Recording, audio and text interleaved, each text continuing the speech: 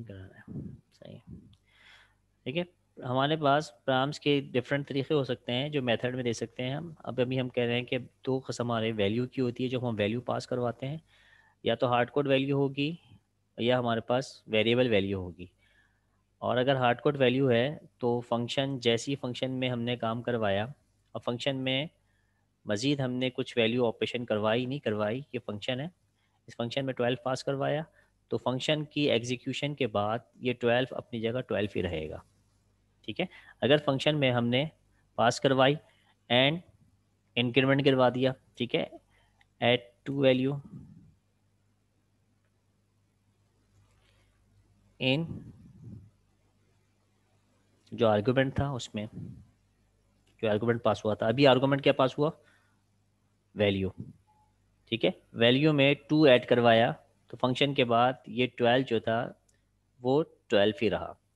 Second हमारे पास क्या है, सेकंड ये है कि हम फंक्शन में क्या पास करवा रहे हैं, हम फंक्शन में वेरिएबल पास करवा रहे हैं, यानी जिसमें 12 सेव है, स्टोर है। ठीक है,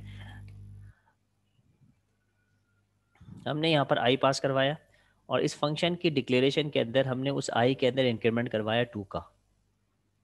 ठीक है, तो इसकी डोमेन के अंदर जो फंक्शन का अपना डोमेन है, फंक्शन की अपनी डिक्लेरेशन है, उसमें तो 2 ऐड हो जाएगा, लेकिन जैसे ही फंक्शन एग्जीक्यूट होगा, वहाँ से बाहर, फंक्शन से बाहर आ जाएंगे, तो आई में क्या वैल्यू पड़ी हुई होगी, आई में वही 12 पड़ी हुई होगी। ठीक है, क्योंकि हम इन दोनों केसेस के अंदर वैल्यू से डिस्कस कर रहे हैं, यहाँ से भी वैल्यू पे डिस्कस किया, फंक्शन कंप्लीट हुआ तो वैल्यू अपनी जगह जो वैल्यू थी वही पड़ी रही, आई की वैल्यू से हमने डिस्कस किया और आई ही को हमने पास करवाया, और आई अपनी एक्चुअल लेवल के अंदर ये रेफरेंस नहीं था क्योंकि इसमें ही 12 पड़ा रहा। एक और केस होता है हमारे पास जिसको हम कहते हैं रेफरेंस।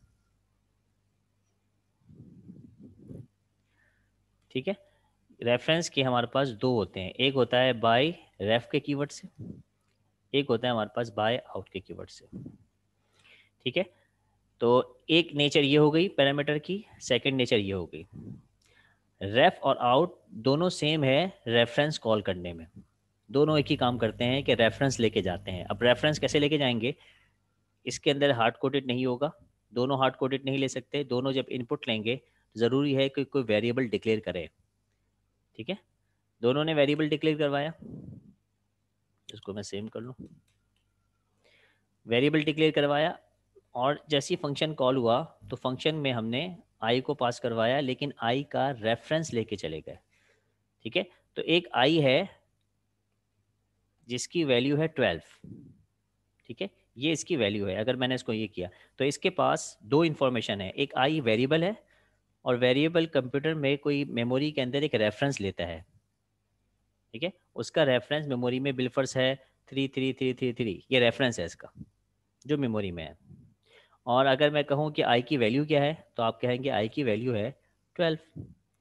इस रेफरेंस में इसकी वैल्यू पड़ी हुई होती है। ठीक है, अगर मैं यहाँ से वैल्यू लेके जाता हूँ तो इसका मतलब है मैं इस आई की वैल्यू लेके गया हूँ, रेफरेंस लेके नहीं गया। जब मैं वैल्यू लेके जाऊँगा और वैल्यू पास करवाऊँगा तो मेरे पास ये वेरिएबल जो है वो सिर्फ वैल्यू को पास के लिए काम आया है।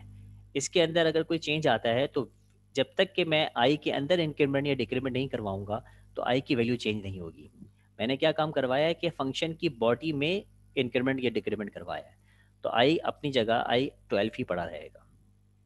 लेकिन अगर मैं कहूँ कि आई का रेफरेंस देता हूँ मैं, जो कि रेफ के कीवर्ड से मेमोरी में ये 333 पड़ा हुआ है, ये 33 देता हूँ, और 33 के अंदर क्या स्टोर है, 12 स्टोर है। ठीक है, ये आई है, मेमोरी में इसका रेफरेंस क्या है 3333, और इसके पास जो वैल्यू स्टोर है वो 12 है। इसका मतलब अगर मैं रेफरेंस लेके जाऊंगा आई का, यानी 33 लेके जाऊंगा, तो इस मतलब ये है कि रेफरेंस तो जा रहा है लेकिन साथ साथ वैल्यू भी जा रही है। अगर इसके रेफरेंस को एक्सेस करते हुए इसकी वैल्यू को मैं अपडेट कर देता हूँ, इसको अपडेट करके फॉरवर्ड कर देता हूँ, तो आई की वैल्यू जो कि 12 थी वो क्या हो जाएगी, वो 14 हो जाएगी। यही काम यहाँ पर हो रहा है। ठीक है, रेफरेंस के ज़रिए से हमने आई को पहले 12 असाइन किया और आई का रेफरेंस इसके कीवर्ड से दे दिया। अब फंक्शन आई के रेफरेंस को लेके गया हुआ है, इसका मतलब है फंक्शन आई के 3333 को लेके गया हुआ है, इस मेमोरी इस एड्रेस को लेके गया हुआ है। इस एड्रेस में पड़ा हुआ था 12 और इस पे हमने 2 इंक्रीमेंट करवा दिया और उसको 14 कर दिया। तो इसका मतलब है कि आई में नहीं हुआ, बल्कि आई का जो रेफरेंस था 333 उसमें 14 हो गया है। और वो रेफरेंस कौन फॉलो कर रहा है? वो आई फॉलो कर रहा है। इस वजह से आई के अंदर भी क्या हो जाएगा? 14 ही अपडेट हो जाएगा। ठीक है। इसी तरह से आउट का भी काम यही करेगा। आउट का कीवर्ड आएगा और इसका रेफरेंस ले जाएगा, जो भी है 33333 है। ठीक है, इसका मतलब है आई को लेके जा रहा है, आई का रेफरेंस लेके जा रहा है। सही है, इसका मतलब 3333 ये लेके जा रहा है। यहाँ पर भी यही है, आई को लेके जाने का मतलब क्या है? आई का रेफरेंस लेके जा रहा है, आई वेरिएबल को लेके नहीं जा रहा। ठीक हो गया। जब ये आई का रेफरेंस लेके जाएगा आउट भी, और इसमें अगर 2 इंक्रीमेंट हो जाए, तो वो इस आई के अंदर इंक्रीमेंट नहीं कर रहा, बल्कि इसके रेफरेंस पे इंक्रीमेंट कर रहा है। तो रेफरेंस के अंदर इंक्रीमेंट हो गया, 14 हो गया। और रेफरेंस को फॉलो करने वाला कौन था? सबसे ऊपर जो डिक्लेयर किया था हमने आई, वो था। ठीक है, तो यहाँ पर ये 14 हो जाएगा। तो ये दोनों हमें काम आते हैं रेफरेंस के तौर पर, ताकि हम उसकी वेरिएबल का रेफरेंस एड्रेस कॉल करते हुए जाएं और उसमें अपडेट कर दें। ठीक है, ये तो था दोनों की कॉमन बात। और दोनों की अगर हमें वो बात डिफरेंट करना है कि क्या चीज़ कॉन्फ्लिक्ट आ रहा है दोनों पे, या कौन सी चीज़ ऐसी है जो ये काम करती है ये काम नहीं करती, तो मैंने ये कहा था कि रेफरेंस जो है, जब ये फंक्शन में इसका आई का रेफरेंस दिया जाएगा, तो इस मेमोरी में वैल्यू असाइन होना ज़रूरी है। अगर असाइन नहीं करेंगे तो ये नहीं चलेगा, ये एरर देगा, कहेगा ऐसे वेरिएबल का एड्रेस आपने मुझे रेफर किया है जिसमें वैल्यू असाइन नहीं है। ठीक है, जबकि आउट के अंदर क्या है? आउट कहता है कि अगर मुझे ऐसा वेरिएबल रेफरेंस में दे दो जो इसकी वैल्यू असाइन ना हो, जैसे कि ये वाला वेरिएबल डिक्लेयर करवा दिया इंटीजर, लेकिन इसको मैंने असाइन नहीं किया। अब ये आई जो है, इसका रेफरेंस नहीं बन सकता, इसमें एरर आएगा। इसका रेफरेंस बन सकता है, क्योंकि आउट के लिए क्या है? असाइन हो या असाइन ना हो, आउट रेफरेंस रेफर कर लेता है। क्लियर हो गया? बस इतनी सी बात थी। ओके, और किसी को ये चीज़ समझ में आ गई? और बाकी स्टैटिक भी समझ में आ गई? जी सैन, आपको समझ में आया? जी हाँ, बिल्कुल ऐसी है मेमोरी क्वेश्चन ही है। ठीक है, एड्रेस है उसका, उसका रेफरेंस लेके जाएगा। जी, और सर जी, जाऊँ जिसने मैं? कोड जिसने कोड किया है, ज़रा वो बताएं, जिसका कोड नहीं चल रहा है या कोड भी समझ में नहीं आ रहा है। अब तो इजी है। हसनैन राजा जी, कुछ कह रहे हो तो आप? समझ में आ गया मुझे, मैंने कर लिया है। ओके, ठीक है। अब किसी को कोई कन्फ्यूजन है? मैं आज की उसमें जो चीज़ें हैं उसको समरी करने जा रहा हूँ। स्टैटिक का कीवर्ड पढ़ा हमने, और पब्लिक का कीवर्ड पढ़ा। इसको मैं अगर कहूँ कि स्टैटिक क्या है और पब्लिक क्या है, तो बेसिकली हमारे पास ये समझ में आएगा क्लास से। क्लास के पास अगर हमारी क्लास ही नॉन स्टैटिक है, ओके, इसके यानी आते हैं, अगर क्लास में मेंबर है स्टैटिक, अभी नॉन स्टैटिक में, अगर क्लास में एक मेंबर है स्टैटिक, क्लियर, तो इसका क्या मतलब है कि ये मेंबर यानी ये मेथड स्टैटिक है। ये मेथड कॉल होगा कहाँ से? जी, सर दिस मेन में। हम्म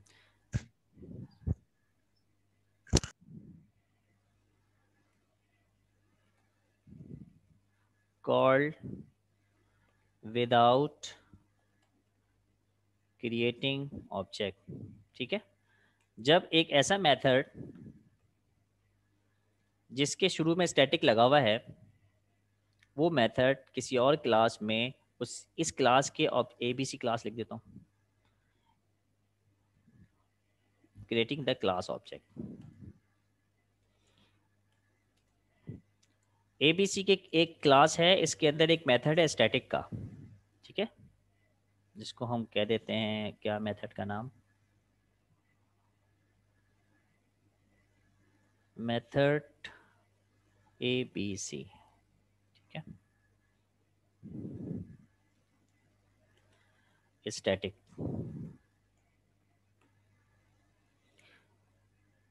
इसका एक दूसरा मेंबर है जो कि स्टैटिक नहीं है। इसके लिए मुझे क्रिएट करने की ज़रूरत पड़ेगी ऑब्जेक्ट, या विदाउट क्रिएट के कॉल हो जाएगा? जरूरत पड़ेगी ऑब्जेक्ट की। इसकी ऑब्जेक्ट की ज़रूरत पड़ेगी, ठीक है। इसको मैं ये कह सकता हूँ कि विथ क्रिएटिंग क्लास ऑब्जेक्ट। तो अगर ये नॉन स्टैटिक है तो इसके लिए मुझे ऑब्जेक्ट बनाने की ज़रूरत पड़ेगी, अगर ये स्टैटिक है तो इसके लिए मुझे ज़रूरत नहीं पड़ेगी, पहली बात। और दूसरी बात मैंने क्या कही थी, इसको और क्लियर कर लो। मैंने कहा था कि एक मेंबर अगर स्टैटिक हो जाए, सारे मेंबर स्टैटिक हो जाते हैं, वो सूरत में हो जाएगा जब आपकी क्लास ही स्टैटिक की हो। ये क्लास स्टैटिक नहीं है। अगर आपकी क्लास स्टैटिक हो जाए,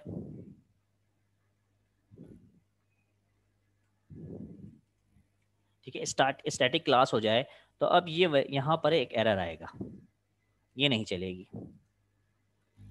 ठीक है। क्लास के स्टैटिक हो जाने से उसका हर मेंबर स्टैटिक हो जाता है। अगर क्लास स्टैटिक नहीं है तो आप दोनों से चला सकते हैं, आप इसको ये भी कर सकते हैं और ये भी कर सकते हैं। क्लियर है?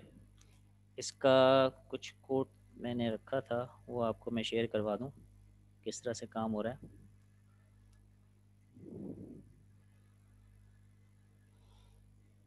जी, शेयर हो रही है आपके पास स्क्रीन?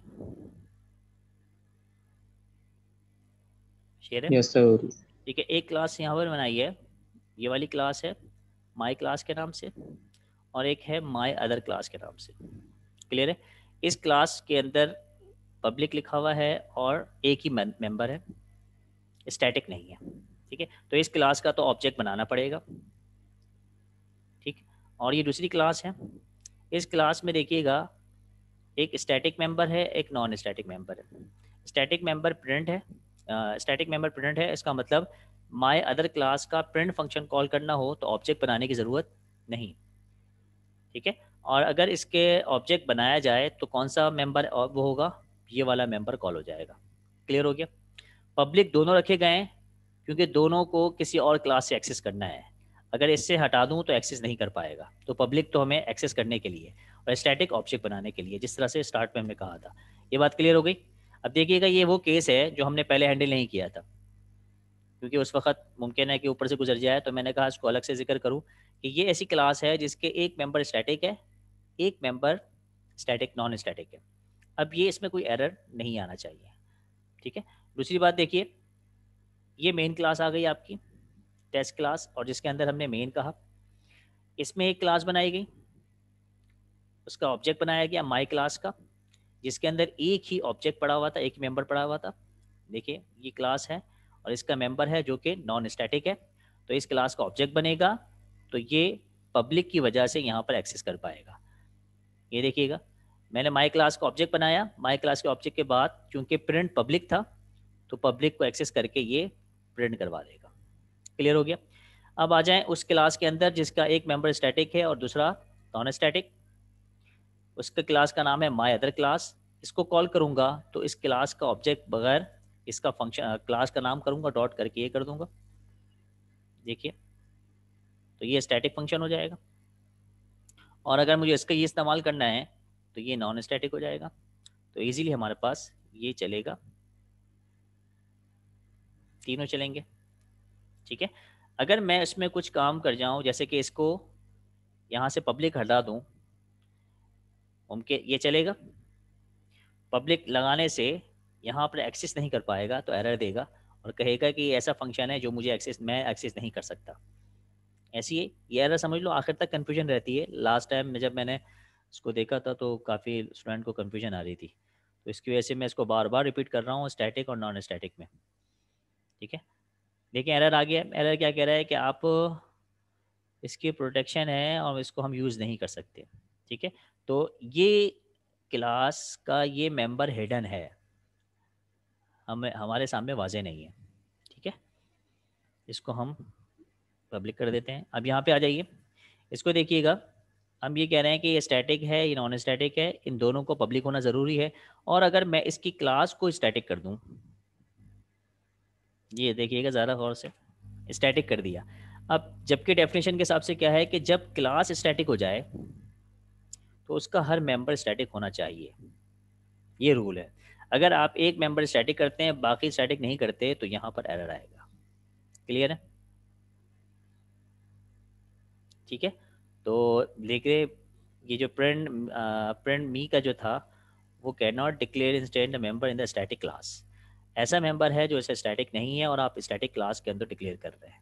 तो अगर आपने क्लास ही को अपर लेवल पे स्टैटिक कर दिया, अपर लेवल की जो लेवल है इस क्लास का उसको स्टैटिक कर दिया, तो हर मेंबर इसका स्टैटिक होना ज़रूरी है। क्लियर? और अगर मेंबर्स क्लास नहीं है तो उसके आप स्टैटिक और नॉन स्टैटिक दोनों मेंबर बना सकते हैं, बस क्लास का स्टैटिक हटा दें आप। ठीक है।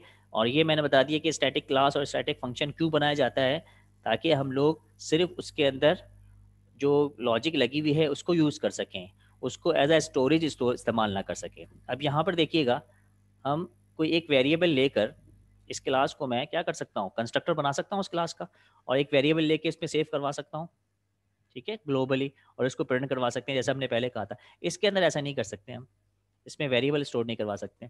ठीक है। जैसे कि अगर मैं कहूँ कि यहाँ पर मैंने एक पब्लिक बनाया, पब्लिक, और एक वेरिएबल लिया एंड का, सही है, और इसके अंदर वैल्यू मैंने, चलो वैल्यू तो दे दें 3 4 का।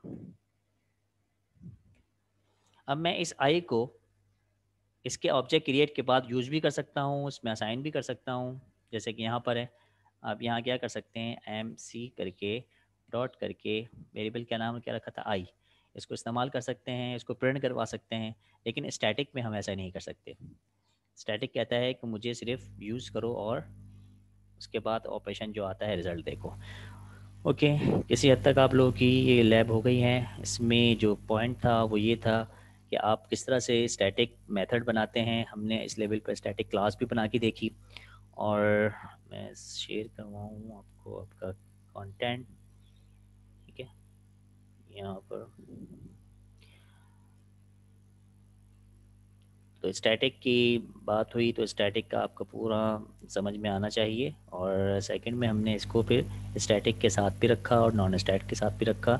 फिर पैरामीटर देखा कि पैरामीटर हमारे पास, अच्छा इन्वोक की बात में कह दी कि इन्वोक हमारे पास कॉलिंग है, ये सेकंड फेज़ होता है। पहला फेज़ क्या होता है, आपके पास डिक्लेरेशन होती है। ठीक है। और जिस तरह से वेरिएबल को आप डिक्लेयर करते हैं और उसको यूज़ नहीं करते तो वार्निंग देता है, लेकिन फंक्शन में ऐसा नहीं होता। आप फंक्शन को डिक्लेयर कर दें और उसको इन्वोक या यूज़ ना करें तो उसमें वार्निंग नहीं देगा।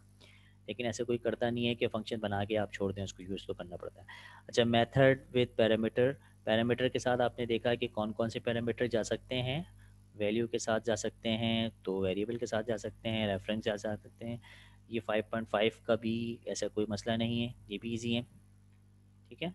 अच्छा, फिर आपने रिटर्न टाइप देखी। रिटर्न टाइप का मतलब है कि फ़ंक्शन पर और लोड डाल दिया आपने, और एक पहला लोड ये था कि उसको इनपुट लेना है, कोई भी परफॉर्म करें आप, उसके बाद रिटर्न कर दें, और उसके बाद फिर यहाँ पर ओके, एक काम ये कर लें आप, अगर मैं कितनी किस्म की चीज़ें मैं रिटर्न करवा सकता हूँ। ठीक है, अभी जो टाइम बच गया है हम इस पर डिस्कस कर सकते हैं। एक वक्त में एक मेथड कितनी, उसके बाद आपके जो कंटेंट है वो सिर्फ फिर कहाँ चले जाएगा, इस चीज़ को ज़रूरी समझना। भी मेरे बात ध्यान में आई है कि ये चीज़ फिर आगे जाके नहीं होगी। ये देखिएगा, यहाँ पर आपके पास मेथड है, यहाँ पे कंस्ट्रक्टर हैं, यहाँ पे स्टैटिक मॉडिफायर्स हैं। ठीक है, तो प्रॉपर्टीज़ हैं, एक्सेस मॉडिफायर्स हैं, पैरामीटर्स का जिक्र नहीं है, रिटर्न टाइप का जिक्र नहीं है। तो यहाँ पे अगर हम रिटर्न टाइप को डिस्कस कर ले कि अगर हमें सिंगल वेरिएबल को रिटर्न करना है तो हम इंटीजर रिटर्न कर देते हैं। अगर हमें मल्टीपल वैल्यूज़ को रिटर्न करवाना है फिर क्या करेंगे? जी भाई। एरिस। ओके, और अगर ये कहें कि ये तो एक ही डेटा टाइप है, डिफरेंट डेटा टाइप का, क्योंकि हमें सी शार्प वाला डबल वेरिएबल को वो नहीं करवा सकते रिटर्न। ठीक है, एक फंक्शन बनाए, जैसे कि हम यहाँ पर ये फंक्शन बनाते हैं, इसको स्टैटिक से हटा देते हैं, ये फिर कन्फ्यूज करेगा। यहाँ पे एक फंक्शन बनाते हैं और उसकी दो रिटर्न टाइप कर देंगे, तो ये तो हमारे सी शार्प में तो पॉसिबल नहीं है। जैसे अगर मैं कहा कि इसको इंटीजर भी हो जाए और स्ट्रिंग भी हो जाए, या इंटीजर तो हो जाए लेकिन दो इंटीजर हो जाए, और यहाँ पर मैं दो को रिटर्न करवा दूँ,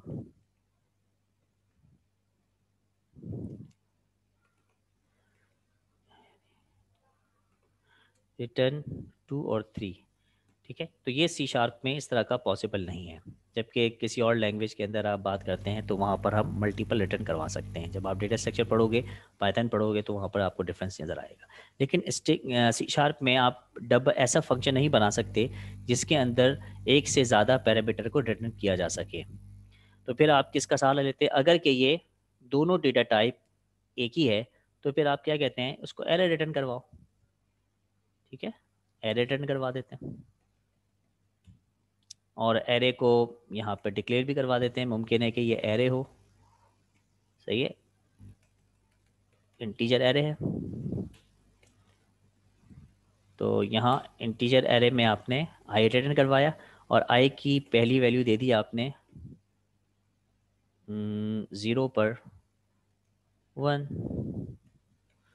और इसी तरह से इसकी 2 पर 1 पर 2 दे दी। तो ये आपने आई रिटर्न करवा दिया, ये तो पॉसिबल है। ठीक है, तो ये तो उस केस के अंदर है जब हम क्या करें, इस इंटीजर डेटा टाइप एक ही हो, तो इस तरह का काम कर सकते हैं। अगर डेटा टाइप डिफरेंट हो, फिर क्या करेंगे कि मुझे अगर इस केस की जगह, ये मैं आइडिया दे रहा हूँ अभी, बिल्कुल टाइम आपका अगर होगा तो हम बिल्कुल, नेट नहीं चल रहा।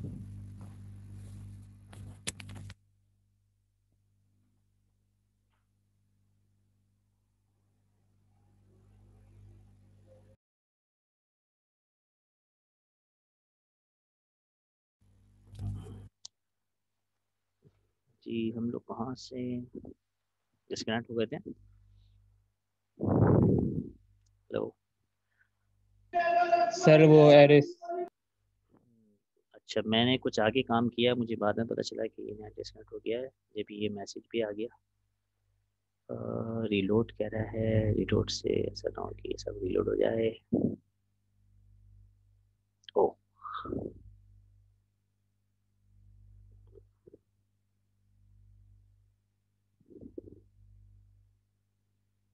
क्या है, कुछ कोड वोड भी नहीं है हमारे पास। ओके, डायरेक्ट कोड कर लेते हैं। हमने एक क्लास बनाई थी, क्लास हमने माई क्लास बनाई थी, और ओके, इस क्लास को हटा ही देते हैं, हमें तो फंक्शन चाहिए। हम एक फंक्शन बनाते हैं इसी के अंदर, और इसको कहते हैं कि ये एक फंक्शन है जो हमें क्या करेगा, गेट करे नेम एंड एज। ये दो चीज़ें गेट करके आपको रिटर्न करवाएगा, नाम से ही पता चल रहा है। ठीक है, और ये कह सकते हैं एज एंड, और हमने इसको इनपुट में स्ट्रिंग दिया, नेम दिया यानी, और एक आवाज़ क्लियर है, और इसको हमने date yes of sir. Birth दी। यस सर, क्लियर आवाज। ठीक है, डेट ऑफ बर्थ इसको हम दे दी। अब डेट ऑफ बर्थ कैलकुलेट करके इसको एज निकालनी है। तो इसका मतलब है कुछ भी लॉजिक ये परफॉर्म करेगा, लेकिन ये एज के लिए इंटीजर रिटर्न करना चाहिए उसको, और नेम के लिए क्या रिटर्न करना चाहिए, स्ट्रिंग। तो अगर मैं कहूँ कि फुल नेम दे, तो पूरे लॉजिक बन जाएगी। और स्ट्रिंग में हमने इसको दो चीज़ें दे दी, एक फर्स्ट नेम, सही है, समझ में आ रहा है ये? और एक सेकंड नेम। कहाँ चला गया, इसको लास्ट नेम। ये क्लियर हो रहा है? हम इसको एक तीन पैरामीटर दे रहे हैं। एक में डेट एंड टाइम का क्या होता है, ये कैप्शन होता है विदाउट कैस, डेट टाइम में स्मॉल होता है, कैप्शन होता है स्मॉल होता है मेरे ख्याल से। ठीक है, हमने ये डेट सर एंड टाइम का कैपिटल। कैपिटल होता है। अच्छा, अब देखिए मैंने चेक कर लेते हैं, ऐसा ना हो कि मसला आया। एक, आप समझ रहे हैं केस क्या है? केस में हमें तीन पैरामीटर दिए, एक में हमने फर्स्ट नेम लास्ट नेम दिया, और डेट ऑफ बर्थ दे दी। डेट ऑफ बर्थ का मतलब है डेट पूरी आ रही होगी। डेट ऑफ बर्थ में हमें एज कैलकुलेट करना है और रिटर्न करवाना है इंटीजर, क्योंकि एज जो है इंटीजर में होगी। और फुल नेम हमें दोनों को कॉन्केटिनेट करवाएंगे, तो हमारे पास फुल नेम का एक कलर। अब इस दोनों को किस तरह से रिटर्न करवाएं जी। नेम स्पेस जरूरी है जी भाई, आप लोग बताएं क्या किया जाएगा। सर क्वेश्चन रिपीट किया था। आपके सामने एक मैंने फंक्शन का स्ट्रक्चर, फंक्शन प्रॉब्लम क्या है, प्रॉब्लम ये है कि मेरे पास 3 इनपुट लिए मैंने मेन फंक्शन में। एक इनपुट लिया फर्स्ट नेम, एक इनपुट लिया लास्ट नेम, और एक इनपुट लिया date of birth.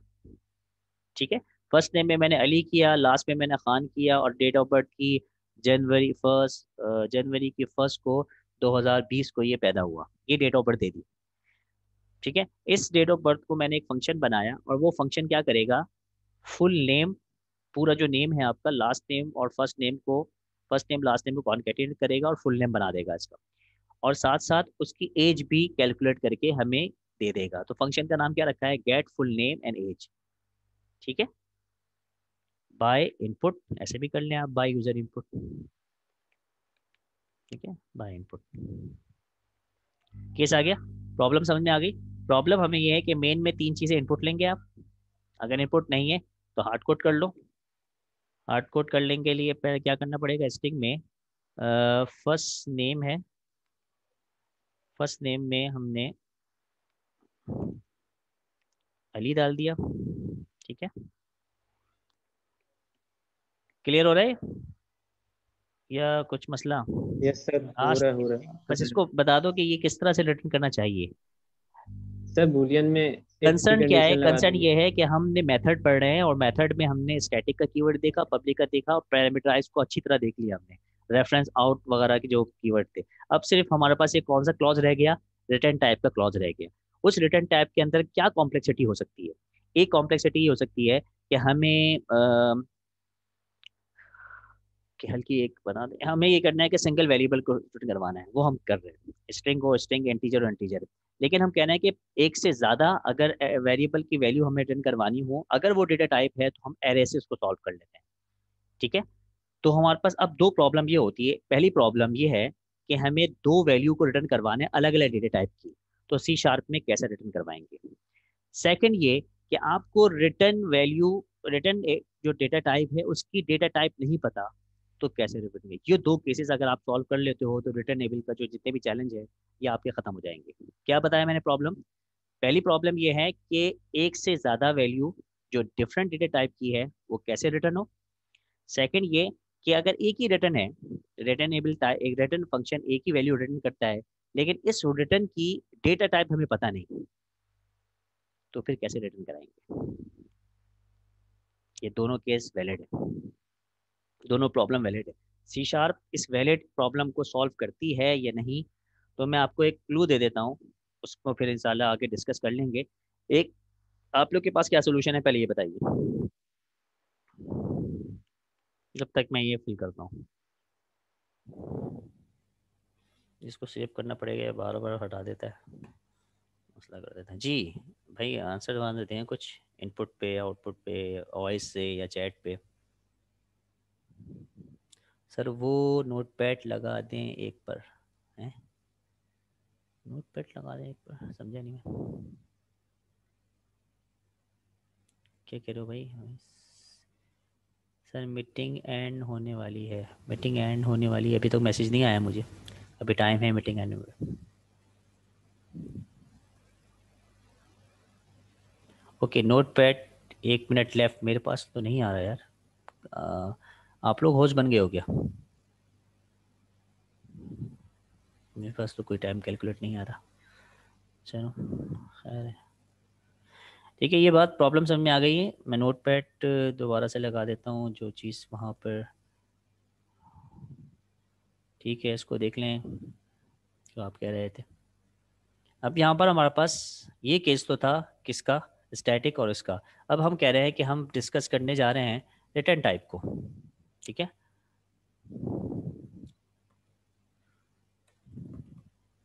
Return type, ठीक है, रिटर्न टाइप को हम डिस्कस करने जा रहे हैं। तो रिटर्न टाइप हमारी सिंगल ही होती है, वन वैल्यू को रिटर्न करना, ठीक है, यानी वैल्यू